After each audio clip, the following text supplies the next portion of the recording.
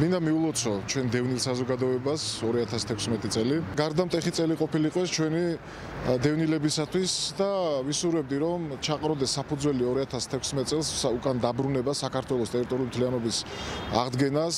ასევე მინდა მიულოცო ჩვენს ძმებს, ოსებს და აფხაზებს, მათაც მინდა ახალი წელი იგრძნონ ქართველებთან მეგობრობის და იმ ძველი ტრადიციების აღდგენის წლის დასაწყისად და ვფიქრობ რომ ჩვენ გვაქვს ერთად ცხოვრების ძალიან დიდი განუზომელი პოტენციალი, ფასდაუდებელი გამოცდილება, რაც იმ ტრადიციებში აისახებოდა აფხაზებსა და ქართველებს, ოსებსა და ქართველებს შორის. მინდა ოსებს მივმართო რუსულ ენაზე და მიულოცო მათაც ახალი წელი.